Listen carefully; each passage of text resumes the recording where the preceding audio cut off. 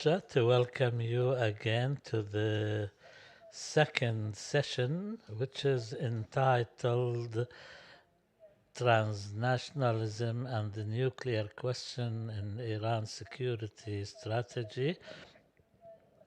We have three papers presented by four speakers. I will introduce them one by one. We'll start with the first speaker, Dr. Abdolrasool Divsallar, who is a senior researcher on the UN Institute, and he is a visiting lecturer in Milano. He got his PhD from Tehran University, and also he is engaged in research in Florence University and the Strategic Studies Center in Tehran. His research focus is on regional and international intersection in strategic approaches in the Gulf, and he authored and edited 8 books, the latest being about the war in the Ukraine and the alliance between Iran and Dr. Abdolrasool will present his paper on the failure of hypernuclear latency as a deterrence model, the case of Iran. Let me start by thanking Arab Center and specifically all those who were involved in organization of this very interesting and timely conference, and especially Dr. Professor Kamrava. Before I start, let me make a disclaimer that whatever I say is my personal views. Are not representing UN position or UN Institute for Disarmament Research position. Saying that, my talk is mostly based on the fact that,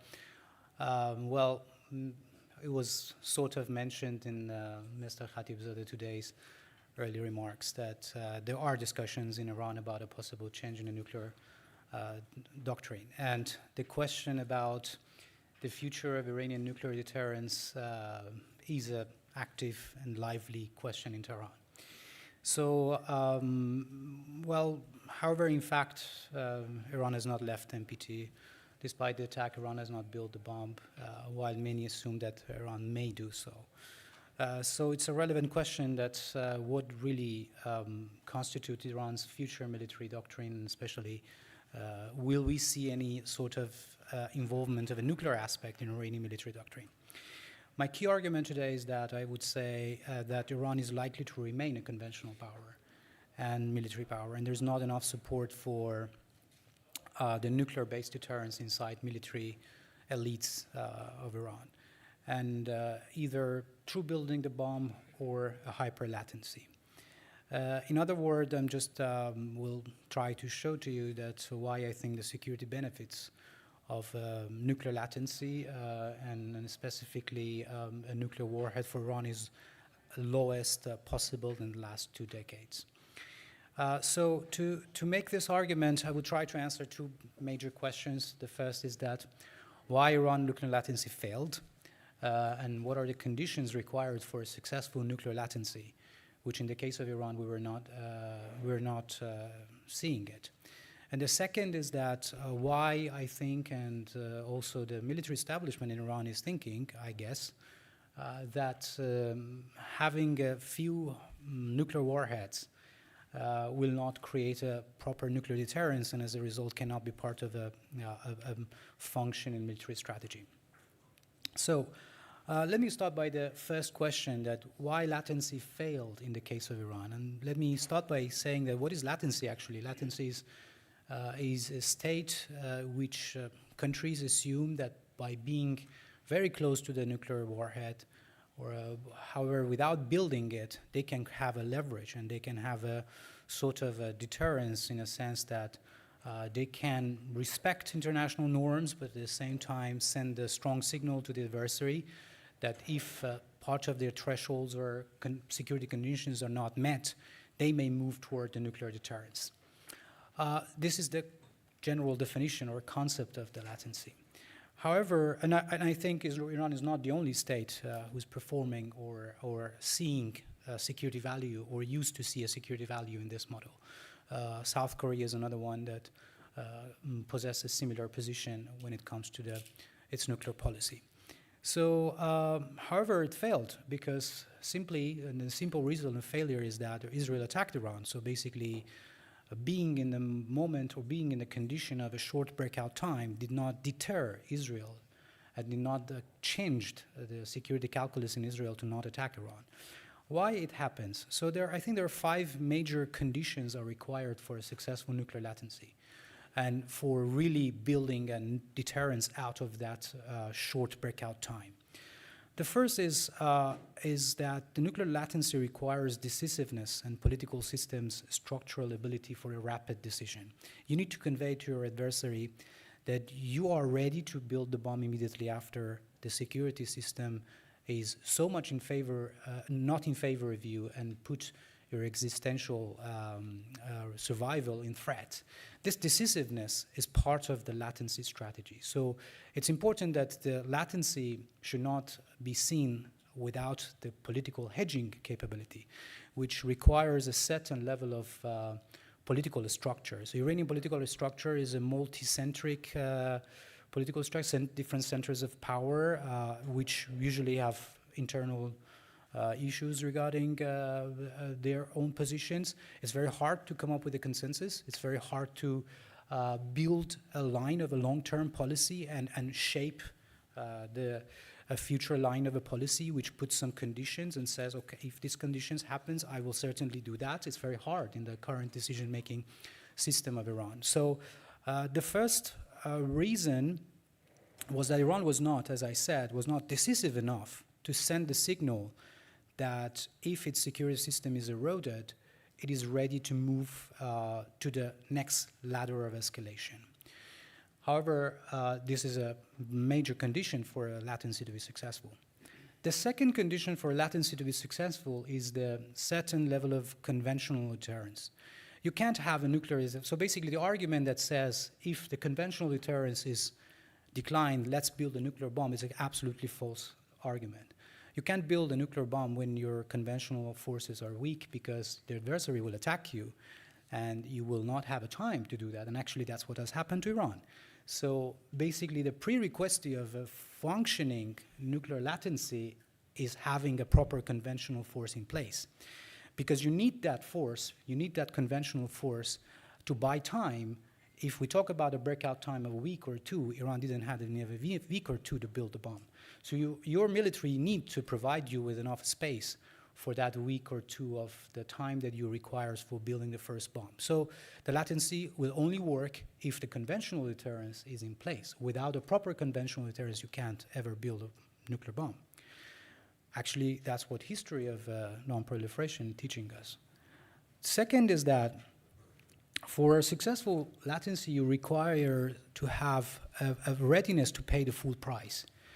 You can't be at the same time, the state that wants to go that road cannot be at the same time respecting international law and at the same time show that it is going to not respect international law and do not do its commitments under NPT. So basically, with a strategy of sort of maslahat, or the principle that you try to take a calculated risk, you can't properly put in the mind of your adversaries that you are in a strategic position and you're in a readiness to make that hard decision and build the bomb.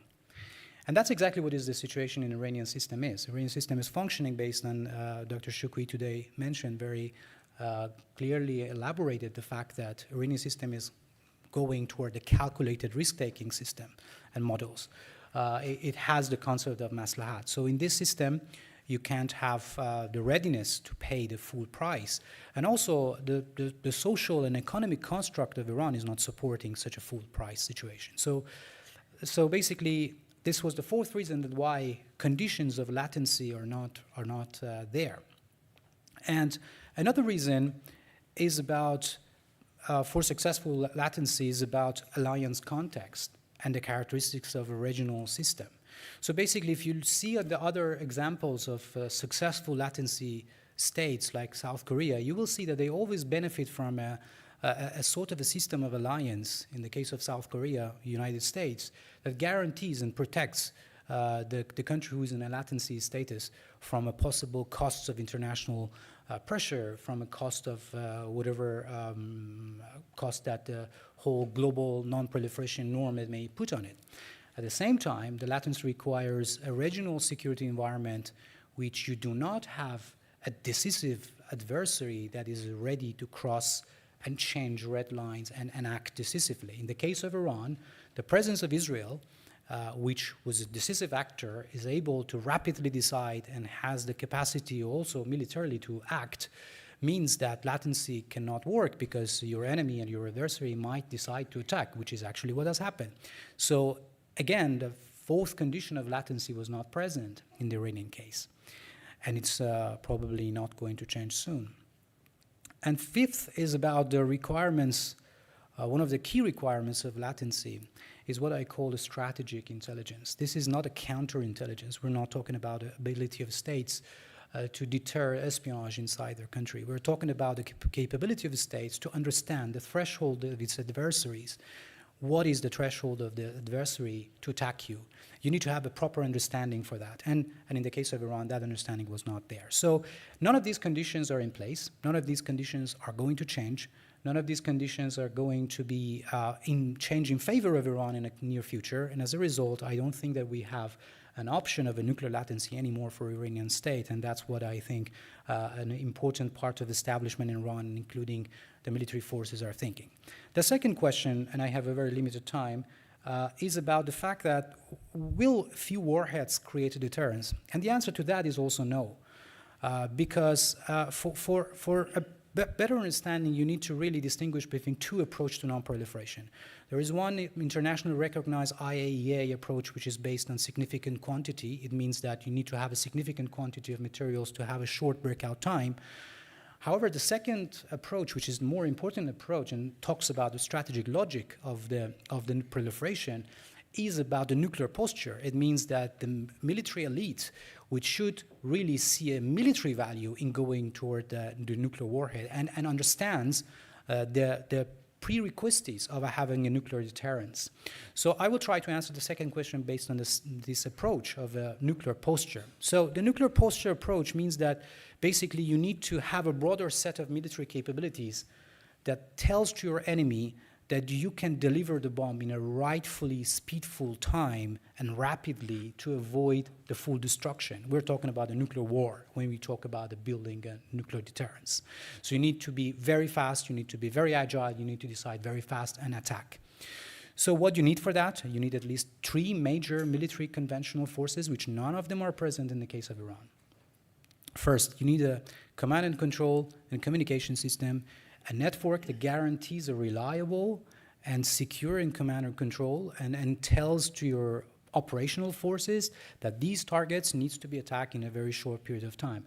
Iran has abandoned its command and control program in early 2023, at the same time that the actual work on a military aspect of Iran nuclear program was stopped.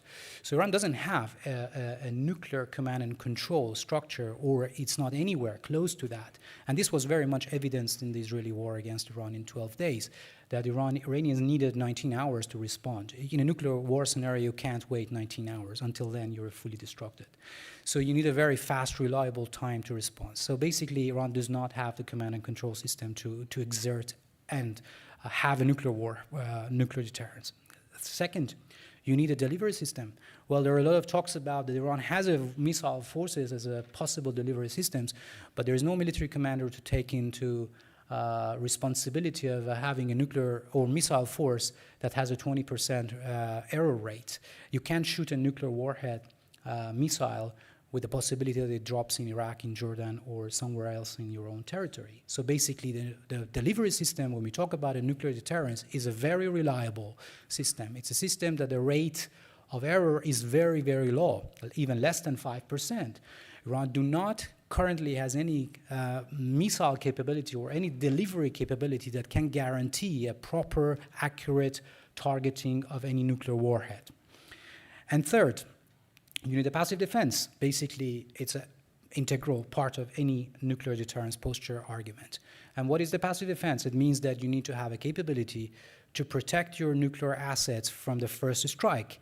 And at the same time, this first strike protection should be accompanied by the fact that you can use it in a rapid time, as I explained. However, again, the experience of 12 days war with Israel showed that Iran's passive defense program, although it was in practice, almost failed, because although many of Iranian assets remain intact by the Israeli attack, Iran lost the capability to use them. So basically, here comes to the second argument of what I said about conventional force, which passive defense can only work if you have an active working air defense system which can buy you time and can give you a proper time that if any of your, for example, access tunnels of a missile tunnels have been hit, you have a proper time to reconstruct, bring out your assets and shoot. Iran do not have these capabilities. So what I tried to say quickly was that there are two pathways for Iran to make its nuclear doctrine, revised or add a nuclear element to its military doctrine. None of these pathways are present. Iran has learned that this latency is not working because the conditions of latency are not there. I think Iranian military elites are the main group who are opposed for a nuclear deterrence because they are very well, more than anyone else, aware about the risks of that, and they are very well aware that they're probably going to that direction will pose a nuclear threat to Iran with a decisive regional adversary that you have. And these are at least a very rational way of looking at how it is, and because like this is a field which is very rational. I think when we talk about a nuclear doctrine or military doctrine, we talk about the rationality and less about the issues of ideological aspiration of foreign policy and things like that. So I conclude by saying that my answer to the initial question that will Iran's military doctrine change and will have any nuclear aspect, I would say that there are actual capability reasons, actual technical reasons, which are beyond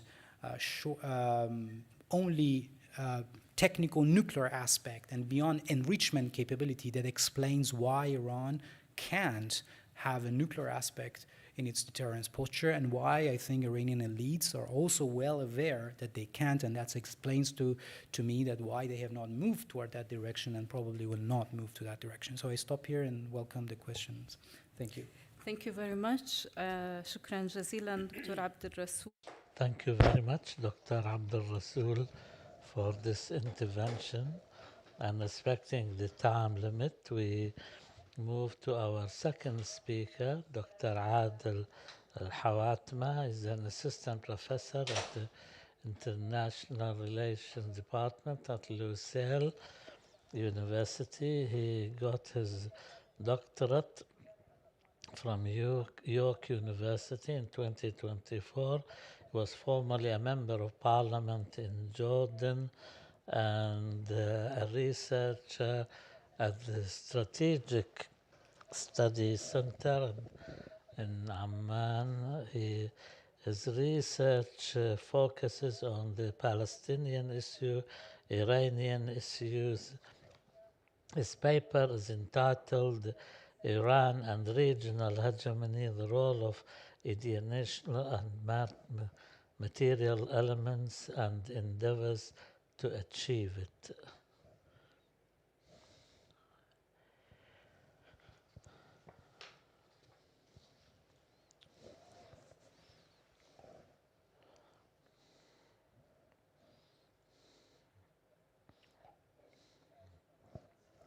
Thank you very much, Madam Speaker, and I would like to thank the Arab Center and the Iranian Studies Unit for their efforts to organize this conference, which is very important because it highlights the role of an important neighbor in the region, and that is the Islamic Republic of Iran. Iranian foreign policy before the Iranian Revolution is different than their policy after the revolution. If you consider the 1979 Islamic Revolution as an independent variable, then we must examine the context and the political discourse and the Islamic revolutionary ideology which is being presented through this revolution. My paper starts from posing a question about the dilemma, and that is why Iran continues to achieve hegemony in the region. And the paper supposes that there are ideological and material reasons for that in the post-Islamic Revolution era. The paper focuses on the most important elements which make Iran strive to achieve regional hegemony. The structure of the paper is divided into 3 chapters. First, the dichotomy of hegemony and identity and what's between them. Chapter 2 follows the Iranian dream of achieving regional hegemony and why this hegemony has not been achieved, and the role of material elements in directing Iranian foreign policy, like the nuclear program. The third chapter follows the first 2 chapters as to how the dream of achieving hegemony has continued and the role of ideology in the attempt to achieve this ideology. Chapter 2 is a theoretical one. It focuses on the dichotomy of identity and hegemony and the relationship between them. Identity basically takes some societal aspects and the way a state identifies itself and introduces itself.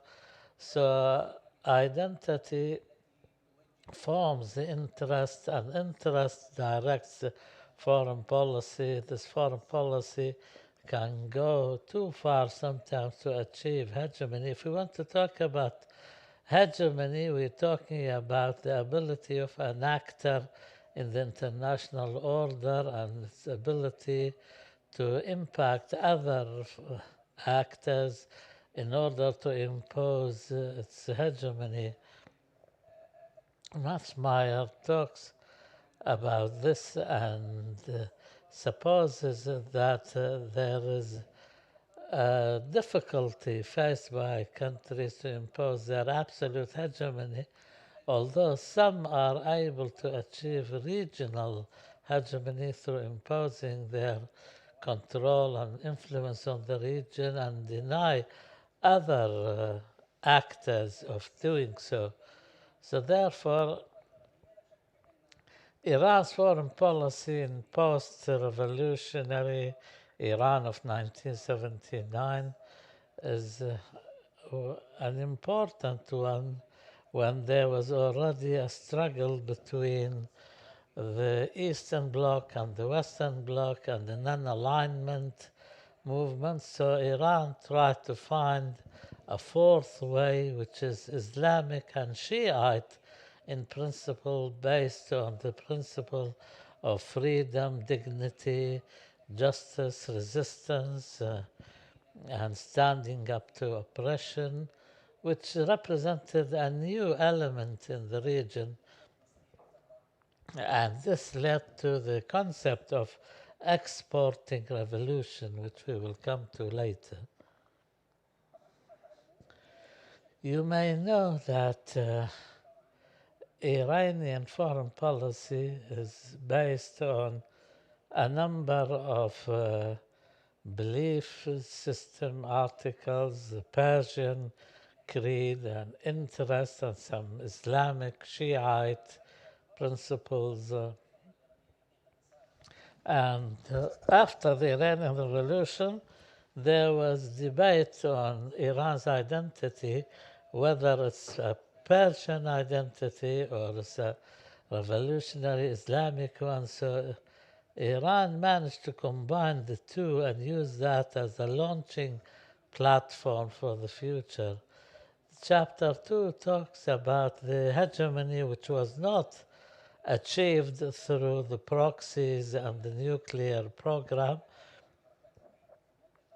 The Iranian Revolution came to defend resistance movements and Shiite movements, and we talk about in the 80s Islamic Jihad and Hamas, and Hezbollah 1982 when it resisted the Israeli incursion into Lebanon. Hamas managed to build a network of support, and Iran provided financial, political, and to some extent military support through members of the Revolutionary Guard, members who provided advice to Hamas and others. The Iraq-Iran war also established a new role. We talk about different stages. We talk about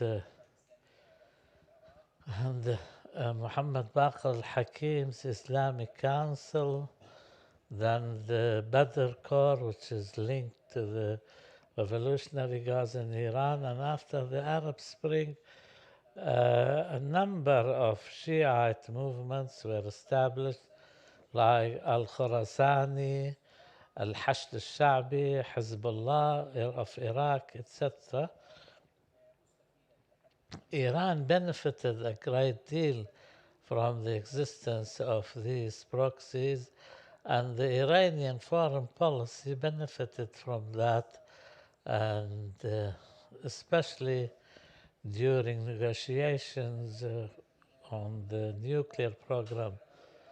After the Arab Spring, there were new proxies in Yemen and Syria, also Al-Houthi and Al-Zainabiyun, Al-Fatimiyun, who were formed in Afghanistan and Pakistan.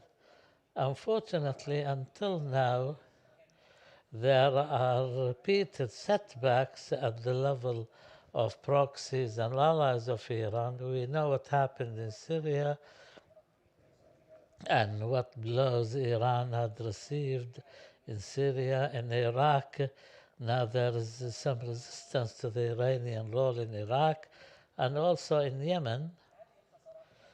These losses have contributed to examining the extent to which Iran can achieve its hegemony through these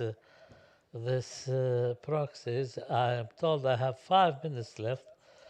I'll talk about other factors and determinants which can impact Iran. The sanctions imposed on Iran were probably the harshest amongst all sanction regimes. Internally, it had a severe impact on the economy, on unemployment, inflation, etc. Negotiations reaching a deal, in my opinion, can contribute to Iran's lack of ability in doing something at the nuclear level. It will not be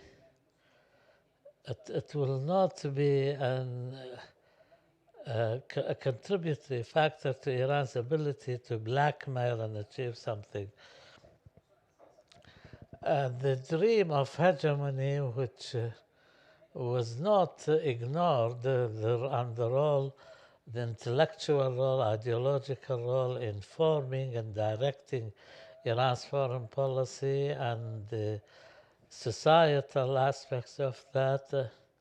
And I'll quickly go through the Ayatollah Khomeini's nodal posts on the signifiers, floating signifiers.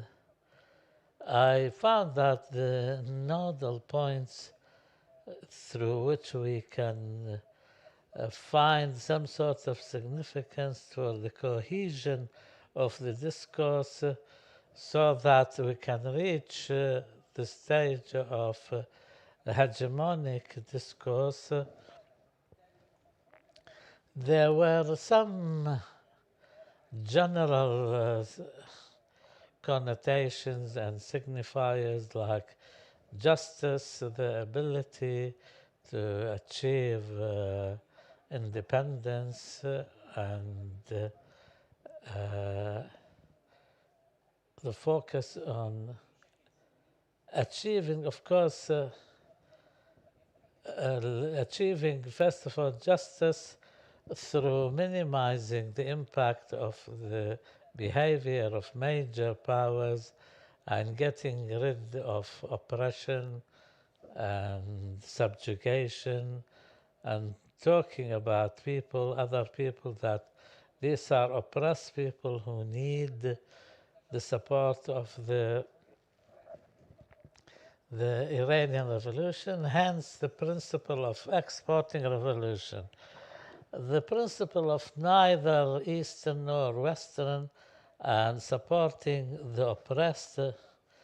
Here there is a mention of capabilities and abilities, and which makes the Iranian ideological discourse is able to attract the others, and of course talking about supporting the oppressed. As for what Al-Khomeini's discourse, when I consider the Khomeini's discourse as a consolidation and the confirmation of the previous point. This is Khamenei, the current leader. I made a mistake in the title. I'm talking about the current supreme leader, and that is Khamenei and not Khomeini, the previous leader, his predecessor. And now it's important here to mention how Iran linked its regional presence with its strategic depth in the region, and the ideological elements on their own were not enough to achieve the hegemony. So now we're talking about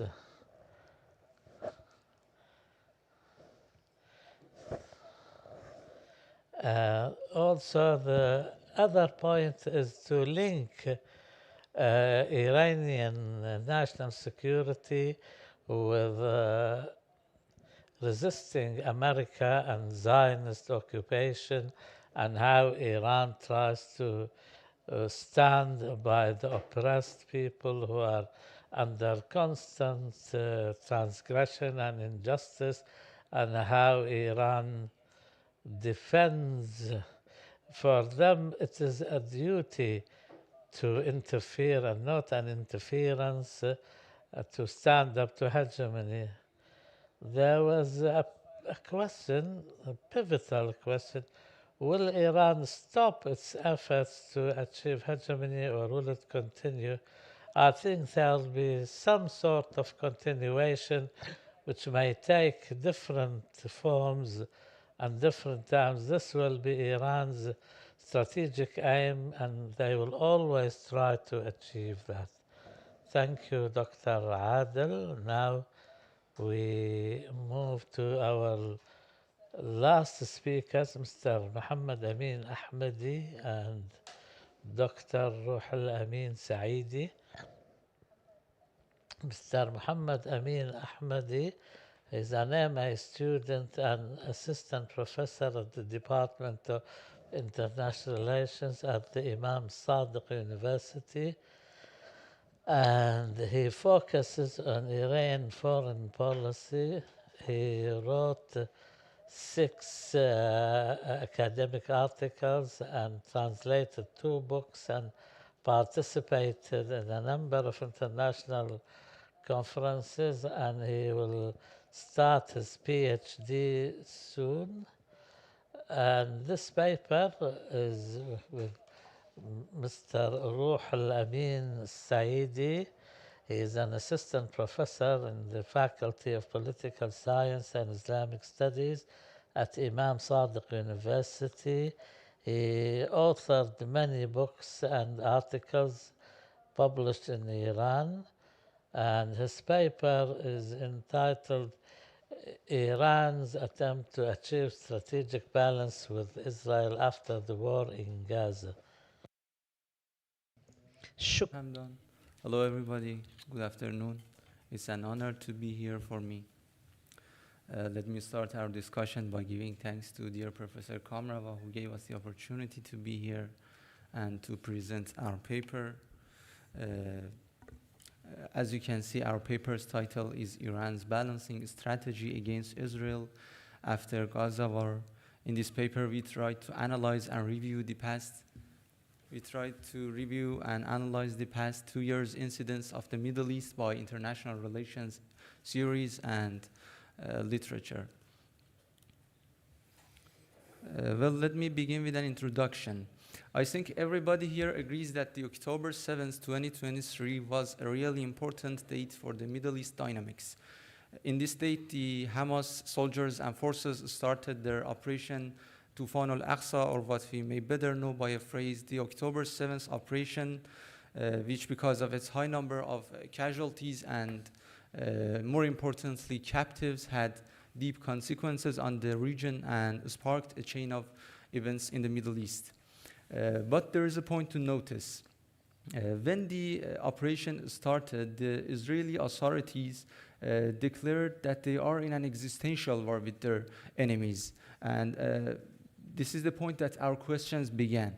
Why the Israeli authorities declared themselves in an existential threat and in an existential war, and why they perceive that they are perceived an existential threat from an October 7th operation, while it was not unprecedented or uncommon for Israel to get attacked by Hamas soldiers or even other Palestinian groups. Moreover, we try to answer how Iran has dealt with the issue and what options it may pursue in response to the subsequent incidents of the operation. In order to answer these questions, let me take a glance at our theoretical framework, which is the balance of power theory. As you know, the balance of power theory is one of the oldest theories of international relations, and many ancient kingdoms and empires had used this theory to analyze their situation and strategies. To make a long story short, I have to say this theory says the actor involved in a balance should use its power to restrain the other actor's power. And when one actor gains power and upsets the balance in its favor, other actors and powers in the region should try to restore the equilibrium and balance. We have to differentiate between two terms: the balance of power as a system and the balance of power as a policy. The balance of power as a system, as it implies, refers to a pattern and a system of a region which the actors of that region deeply believe that they are in a balanced situation, and they try to keep and maintain the balance, while the balance of power as a policy refers to each of states' chosen foreign policy against its rivals and other actors. You know, there are different types of balancing strategies, and they have been identified by international relations scholars. The first category is internal and external balancing, and as it implies, the internal balancing refers to the within the borders actions and strategies to keep the balance, and the external balancing refers to the beyond the borders actions, such as finding alliances, finding allies and joining alliances and coalitions. The second category is the positive and negative balancing, which in the positive one, the actor tries to enhance its capabilities and improve and boost its abilities against its rivals and enemies and hostiles. And in the negative one, the actor tries to reduce its enemies' capabilities by some actions and tries to decrease its enemies, its abilities and even technologies, even weapons. And it is done in various forms, such as political, military, economic, cultural, and any other imaginable aspect. Having established these premises, let me move on to our main argument. We believe the security pattern governing the Middle East is the balance of power theory, and it follows the balance of power theory. And each of the countries in this region deeply believe that they are in a balance, and any ambitious and ambiguous action or strategy by each of countries provokes the other actors to change their strategies to maintain and keep the balance against that special actor. And more specifically, Israel and Iran have utilized and adapted these strategies against each other in recent years and even in recent decades. They have used internal positive balancing in military and non-military dimensions. They have used external positive balancing, as I said, to trying to find and creating alliances in the region. And the third strategy is negative balancing, which both of these actors try to decrease each of actors' ability by some actions and strategies, especially in military aspect. But you know, nevertheless, we believe there was a shift in Middle East balance of power in recent years in favor of Iran. And Iran in recent years, especially after the fall of Saddam Hussein, started and created its axis of resistance. It's influenced in some countries such as Iraq, Syria, Lebanon, even Palestinian groups, and further in Yemen. And in further steps, it started its proxy war against Israel with these actors. And another important factor was that Iran's achievement of advanced levels of nuclear knowledge, which could have ended in a nuclear bomb, and this was a real serious threat for Israel. And even though Israel was aware that this situation may enter and may reach to an intolerable situation, but it has some retaliatory actions and some retaliation operations against Iran balancing. But the October 7th operation made Israel to reach a new conclusion, and that was that its previous strategies against Iran was not enough. And its balancing has failed against Iran, and it has to change its policies and strategies against Iran. In other words, Israel entered to a point that in the paper we said that this point of the balance. At this point, I'd like to hand over to presentation to Dr. Saeidi for more discussions. Thank you very much. Thank you. Well, it's a great pleasure for me to be here among you. Based on what my friend said, it can be argued that the notion of a weak and vulnerable Iran led Israel to preemptively attack my country. Honestly speaking, it was a shocking blow which baffled Iran. For a short time, it contained the element of surprise. But contrary to what Israel had anticipated, Iran could maintain its survivable second strike retaliatory capability. It absorbed Israel's first strike and controlled it, and became ready for second strike and started to react in response to Israel's assault based on its missile and drone capability. So during 12 days, the scope and the scale of the structure of Israel was unprecedented and beyond expectation, and because of that, Israel started to ask for U.S. help and to propose an unconditional ceasefire. And because of that, the war didn't last long, and Israel put an end to it after 12 days. What struck me the most was the fact that, as Mr. Khatibzadeh said, yes, what struck me the most was the fact that international regimes, especially NPT and its watchdog, which is IAEA, and international organizations, especially UN Security Council, have regrettably failed to protect Iran's national security and national interest. And that proved once again the realist premise that even in the year 2022, you cannot outsource your national security and national interests. You cannot rely on international regimes and international organizations for your security. You have to self-help based on your military capability in order to generate national security. So what about the current situation? What about the current regional circumstances? In this article, we do not think that the security structure of the region has changed dramatically, but we confess that the balance of power has changed somewhat in favor of Israel.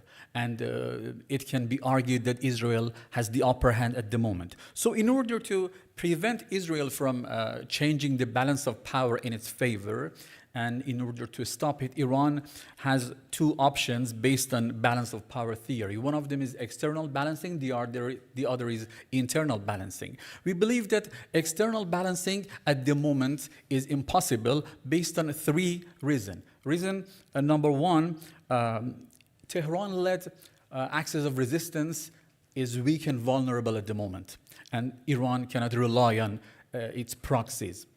Number two, unfortunately, the disappointing reaction of Arab leaders in the face of Gaza war, and even in the face of Israel's recent aggression to Qatar, has proved that it is impossible to create a regional alliance, a regional alignment and coalition against Israel to prevent it.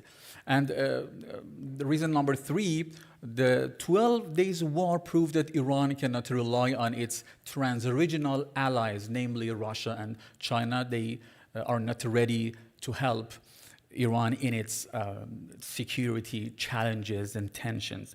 So it can be argued that Iran is in a strategic loneliness, a state of strategic loneliness. So the only way to stop Israel is internal balancing. Because of that, we believe that it is necessary for Iran to restore and reconsider its nuclear doctrine, and especially if trigger mechanism become activated by Western countries, Iran is well advised to reconsider its strategy of nuclear ambiguity and to test atomic bomb.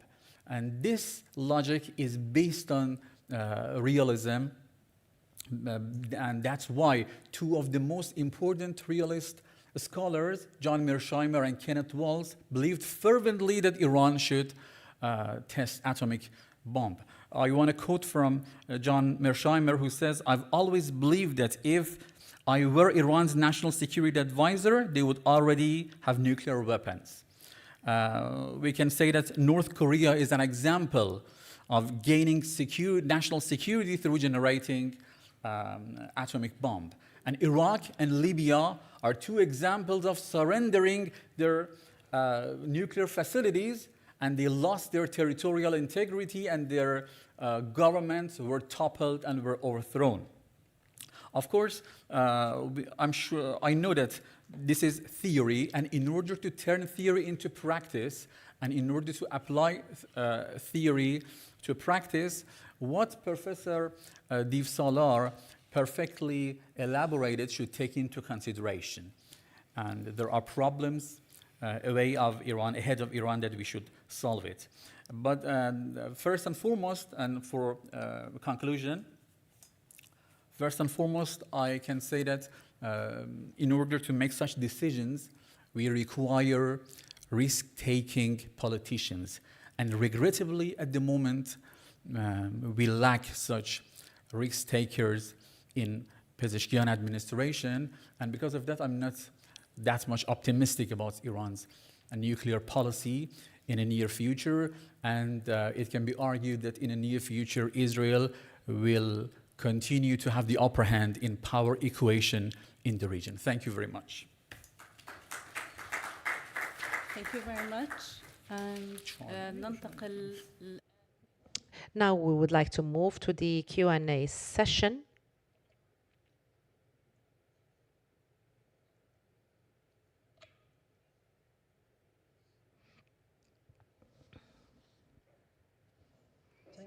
شكرا جزيلا. اسمي دكتور غني express thanks to distinguished panelists for eloquent and a fruitful point of view that shared with us. Regarding to the NPT, I have some point and one question from the Dr. Divsallar and also Dr. Saeidi. As you know very well that Iran in the 1968, as the second country in the Asia in the Shah era, they joined the Non-Proliferation Treaty. And you know very well, according to Article 4 of Non-Proliferation Treaty, Iran as a member state of NPT has inalienable right to develop, to research, to use this for peaceful proposal. And you see in the 1994, after the Islamic Revolution of Iran, Iran for open-ended time and unlimited time extended the Non-Proliferation Treaty. That's trying to say in 1996 also Iran joined the Comprehensive Test Ban Treaty, CTBT. And in 1997 also Iran that signed optional protocol but is not yet ratifying the Consultative Parliament of Iran. The question is that after the recent development in the relation between Iran and the Malian regimes in the region, that despite of Iran in the negotiation with the United States for solving of this problem, that's attacks by this regime, I would like to know, you see that after Iran did the feel that the IIIE is politicized in the treatment with Iran, because as the only responsible in international mechanism for the monitoring of activity of Iran in NPT only is the IIIE. It means the three, the European country and the United States is not involved directly with this issue, because the mechanism that can monitoring of our activity is IIIE. So after this, the politicization of IIE in the relation with Iran, there are some tendency, as it rightly raised by the two colleagues even in our parliaments, that propose to the governments that withdraw from NPT. Like, for example, the North Korea that in the 1994 is withdraw officially from NPT. And every year in the January is the test on the atomic bomb. I would like to ask from these two distinguished panelists, you know very well there's some tendency in this regard, even in our parliament, but our the position that taken by the Ministry of Foreign Affairs and by the Islamic Republic of Iran as the government is that Iran, it would like to continue its cooperation with IIE despite of some politicization behavior against Iran. But I would like to understand and raise this question. In your point of view, what do you think about this tendency? Do you think this tendency, if it's materialized or realized in the future, maybe can solve the dilemma between the Iran and IIE? And if not, what is your suggestion and what is your proposal that how, in your point of view, how we can this historical dilemma or this politicize the approach by this IIE and the Malian factor in the region can solve this problem? Thank you very much. More questions? Safe?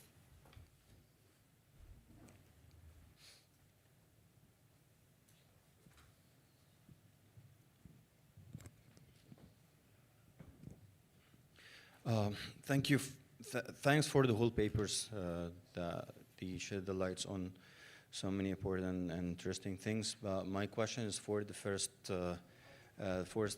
panelist about the military doctrine.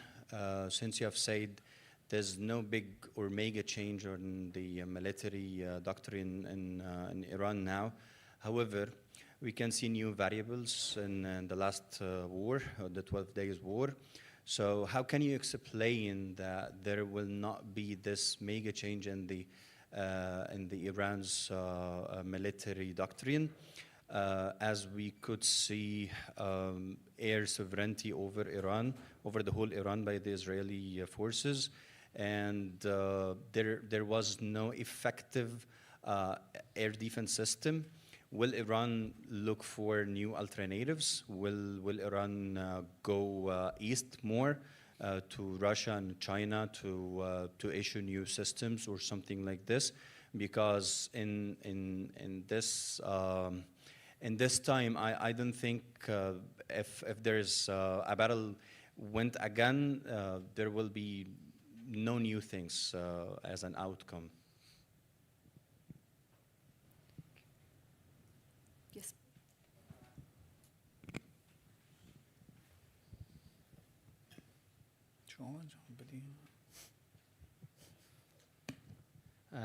Thank you. Mohammad Kalantari from Royal Holloway, University of London. So I have two questions, one from Dr. Divsallar and one from Dr. Saeidi and Dr. Ahmadi. So Dr. Divsallar, you mentioned the problems with nuclear latency and concluded that why Iran cannot build a bomb because of those structural issues. But those are hardly unique for Iran, because Japan, South Korea might have all of them, all those or many of those factors. But so long as they have US guarantee, then they can balance it. So one may argue the very framework of nuclear latency might not be the best approach to understand Iran, because you correct me if I'm wrong, Iran is the only sort of revisionist nuclear latent power or literally latent state which is out there. So the question I'm asking is whether we have to apply this, or what is the benefit of applying the framework of nuclear latency in understanding Iran. The question I have from that side of the panel is more internal. You mentioned that we need, in Iran, needs risk-taker administration. What do you mean by that risk-taking? Or if you can elaborate on that. Thank you.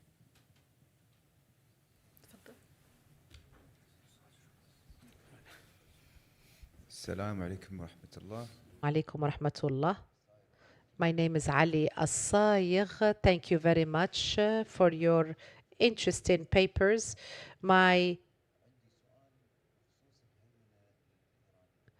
With regard to the Iranian hegemony,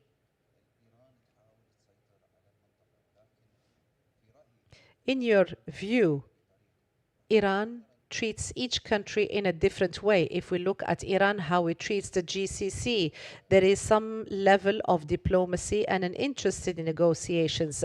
So how can we, from the perspective that you're talking about, the perspective or framework of hegemony and control, so with countries in the GCC, it is dealing with the situation diplomatically through negotiations. And there is another question that I would like to pose. The Houthis, for instance, do they reflect the hegemony of Iran? In a book, Dear Hero, when it comes to the conflict between Iran and Saudi Arabia. So the book talks about the Houthis and how in a number of cases they did not follow orders by Iran, and that Iran used to tell them 7 million per month, and that Iran created this image that the Houthis are proxies, and that in actual fact they are allies on an ideological basis and not proxies. And when it comes to Al-Hashd al-Shabi or popular mobilization, we have Hashd al-Atabat or As-Sadr mobilization, and also we have some mobilization that follows Iran. They have not established the popular mobilization. It was established by Ayatollah Sistani. But I'm mentioning this point. Why? Because in all the arguments that you gave, you have not talked about the Wahhabi attempts to control the region, and this had made the Iranians intervene in other areas such as Iraq because they felt a kind of an existential threat when it comes to their identity. Many of them have gone to Iraq. Your comments, please. سأعطي 3 إلى 4 دقائق. Again, by inviting the last speaker to respond. As regard your question, I myself believe that the tension and disagreement between Iran and IAEA cannot be solved because IAEA is completely under political consideration and not technical consideration. And Iran has not benefited at all from being a member of NPT, and a member of IAEA has not taken any advantages. So what is the benefit of continuing having a relationship with IAEA? I fervently believe that, as I told you, if European countries activate trigger mechanism, being in IAEA is completely irrelevant for Iran. And I think Iran is well advised to withdraw from NPT and IAEA. And regarding your question, to cut a long story short, being a risk taker or risk-taking politician is being Mr. Netanyahu. He is really, from a realist perspective, irrespective of ethical consideration and moral consideration, from a realist perspective, he is a successful risk-taker who was able to seize the momentum. He changed an existential menace, an existential threat to an opportunity, and change Israel to a country after October the 7th that has the upper hand in power equation in the region. He is the concrete meaning of risk-taking, a risk-taker politician. And unfortunately, as you can witness in Iran internal affairs, we lack such risk-taker decision makers, and because of that we have indecision in Iran's internal policy and foreign policy. The problem of indecision. Thank you. Dr. Adel. Thank you very much. Mr. Mohammad, you posed many very important questions, I have to say. I'm going to try to be brief. With regard to the approach that is being used by the Islamic Republic in the way it deals with the different countries, you mentioned that it has a way and a methodology that differs when dealing with the GCC compared to other countries. When you look at the internal environment, for us to be able to reach a level of understanding when it comes to this dual system or this diversity. So the Arab Spring played a very important role, and what it resulted in directly or indirectly. Is it an outcome of the Arab Spring? This created a fertile environment of these movements. So we're talking about other countries, and it is very easy to reinforce these movements. So the GCC was very strong. So there was an attempt to interfere in Bahrain, and you know very well how the GCC interfered through Al Jazeera Shield. So when it comes to the Houthis, we are not talking about one way of support from the part of Iran vis-à-vis these movements. So we have support and most of the weapons that are used by the Houthis, particularly now, and in an honorable way in order to support the Palestinian cause. The sources are Iranian in a way or another. This has an impact when it comes to some decisions.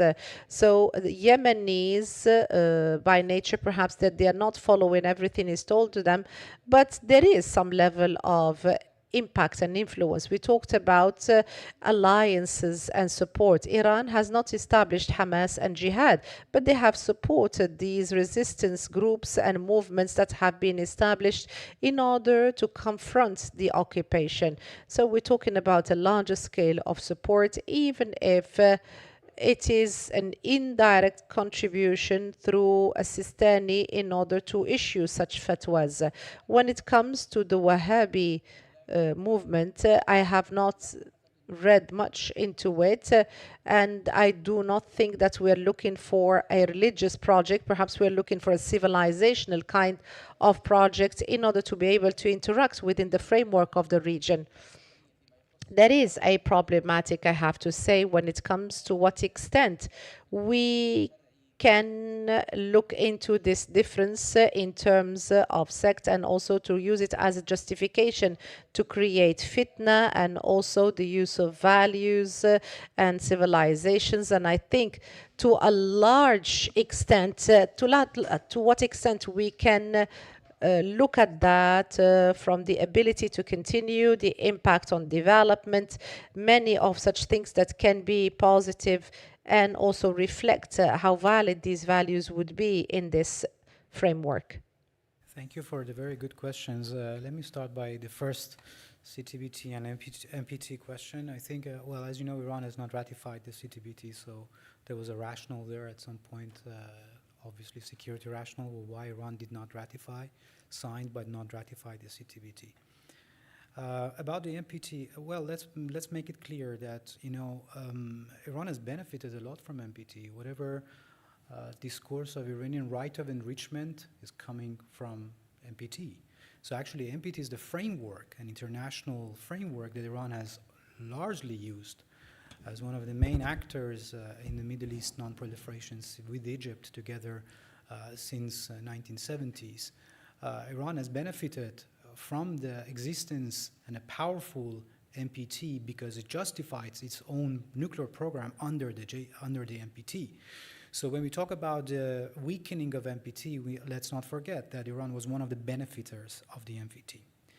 And second, it was clear in Mr. Khatibzadeh today's discussion too, that Iran, obviously any weaker state comparing to the nuclear weapon states, as you know, 5 nuclear weapon states under NPT, has only, because of the logic of self-defense and self-health, has only the international law and international norm to take its issues to the international level. So if you weaken the norm that later on you will need it for your own argument, then you will lose. So basically means that it's right that NPT was not functioning in a proper way as we expected, but let's not forget that what NPT provided was a big chunk of what Iran's nuclear program is based on. And again, let's distinguish between technical discussions and political discussions. I think those who are working in the Iranian nuclear industry are very well aware that what Iran technically benefited for cooperation under the NPT. Iran technically benefited a lot from a technical standpoint, from an industrial standpoint, nuclear industry standpoint, from being under NPT. So getting out of the NPT for Iran means losing whatever I said. Means that Iran has no basis, international norm, international law basis to justify its nuclear program. Means Iran will cut itself off from international nuclear cooperation and regional cooperation that might emerge in the region. But the biggest risk are several, I think. And that's why I think I'm in support of strengthening of NPT and strengthening of NPT in the Middle East especially. And that's why I work on the concept of the zone and WMD-free zone in the Middle East because that's the only way forward for the region, not opposite. And the point is that I think risks are multiple. First, if Iran gets out of NPT, every other Arab states in the region will start to rethink that what are Iranian intentions. Iran will end up in a strategic race that does not have the resources to compete. Iran does not have economic and international resources that Saudi Arabia has and Emirates has. Iran will fail in a long-term competition in a nuclear front with the states who have a higher, better equipped resources. So the risk on one side is regional. The risk on the other side is that let's not, this is, again, I just respect the whole argument of international theory, but I think the problem with Mearsheimer and Waltz and all these international theory theories is that they are very much detached from strategic studies and they're very much detached from military studies. The way that militaries are thinking are completely different.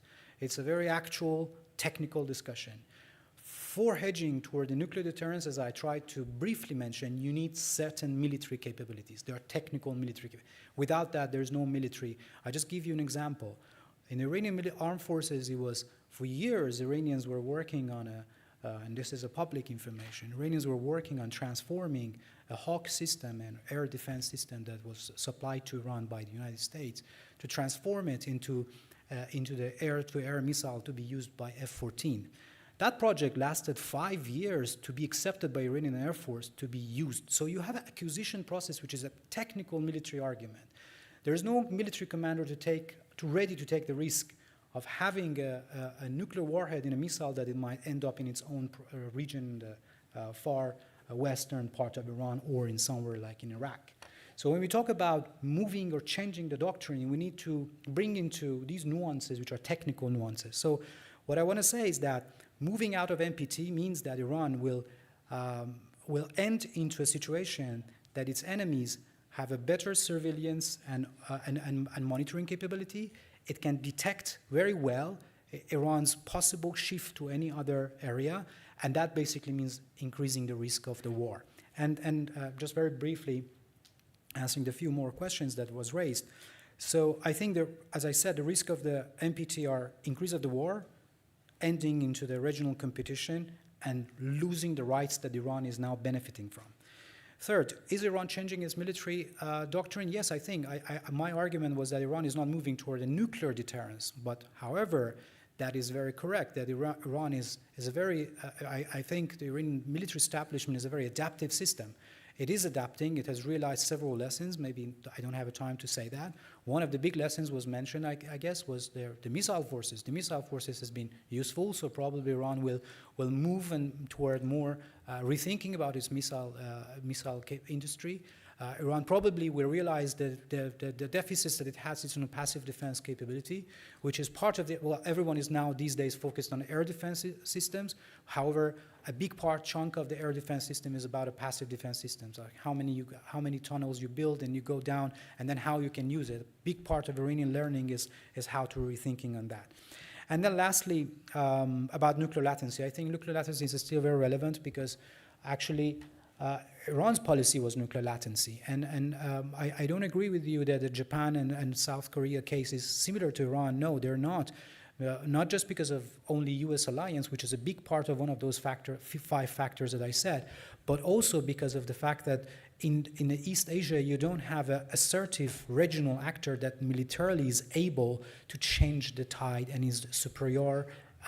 Well, yeah, China, but China at the same time is struggled in a bigger alliance model, which on the other side of this, that is the United States. So that's why that decisiveness will not work in favor of it. However, in the case of the Middle East, you have Israel that can exert and use that military capability to change the tide, and as a result, the latency is not working. So what I've tried to say is that since Iranian thinking is still and was under the latency, we need to realize that we need to study and see why that latency didn't work, and why probably Iranians are watching, and part of that rethinking is this, that why probably Iran will not resort anymore to latency again because of that internal rethinking that they're doing. Thank you. Thank you. Thank you. Thank you very much.